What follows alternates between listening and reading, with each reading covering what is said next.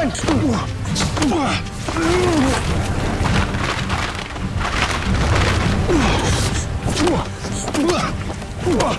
Tama na! Panahon! Tigilan mo na yan! Dali! Anong kaguluhan to? Ha? Magnanakaw kasi yan si Tangos na yan. Inaangkin niya isang bagay na hindi naman sa akin. Hindi rin naman sa'yo yun. Ang bagay pinag-aawa niyo dito sa palasyo. Eto, ang Silerio. Silerio? Silerio ito ni Diyos Sandawa na binigay sa akin. Siya nga. Sa bagay, ikaw lang pwedeng pagbigyan ng mahal Diyosa. Pero Haring Daragit, ako ang nakahanap niyan. Hindi lahat ng nahanap ay sa kanya na. Bravo.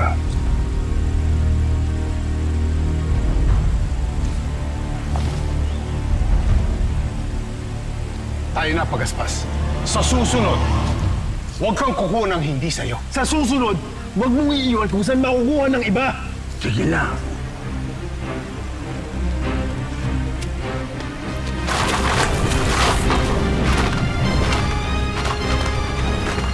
Ito sa akin ang Diyos ang Sandawa. Kung kailangan ko daw siya, ihipan ko lang daw to. Makakausap na natin si Diyos ang Sandawa. Makakahingi na tayo ng tulong sa kanya. Ayaw ko kayong paasahin, Pagaspas, Lawiswis. Nagamit ko na to noon, ngunit hindi siya dumating. Ang isa akong kwago na nasa loob ng kulungan.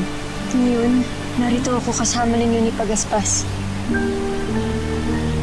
Labis-labis ang pasasalamat sa puso ko sa pagkakataong makahiling sa Diyosa. Sapat na sa amin ang subukan mo.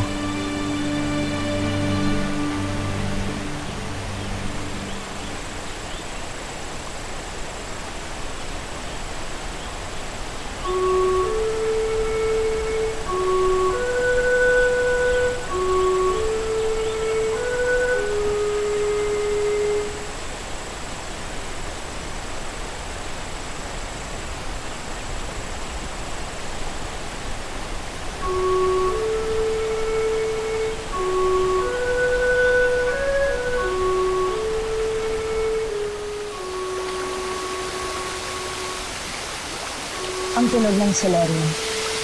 Tinatawag ka ng inang mortal. Sabay pupuntahan mo, ina? Hindi ba't sinabi niyo na walang mabuting kahihinatnan ang pagmamahala ng isang Diyosa at ng isang mortal? Ngunit kailangan ako ni Panabon. Kailangan ko si Siklab. Hindara. Hindi ba't sinabi niyo sa akin na labag sa kautusan ang magmahal sa isang mortal? Handa ba kayong talikuran ng kautusan?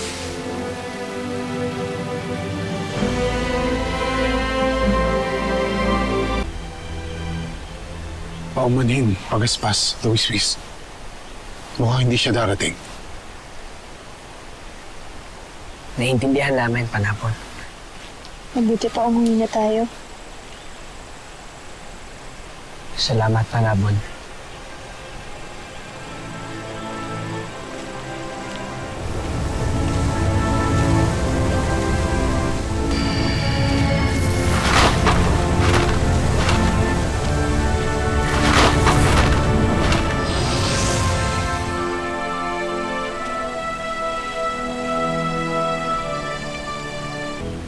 Tinawag mo ako, Panabon. Hindi para sa akin. Kundi para sa aking mga kaibigan. Diyos ang Sandawa, kailangan namin ng tulong mo. Pilit nilang pinapakasal si Lawiswis kay Siklab dahil sa isang kasunduan. Siklab? Isa siyang Ravenna. At ayaw kong makasal sa kanya. Nagmamakaawa kami. Tulungan mo kami. Basta walang bisa mo ang kasunduan. Paumanhin. Ngunit wala akong magagawang mapawalang bisa ang isang kasunduan sa pagitan ng mga mortal. Hindi ako maaaring makialam sa iginuhit ng tadhana.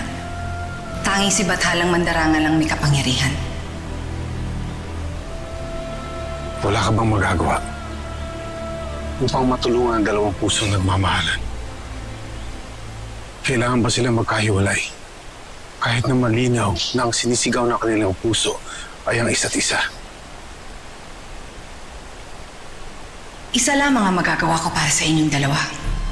At yun ay bawiin ang sumpa ni Dakila.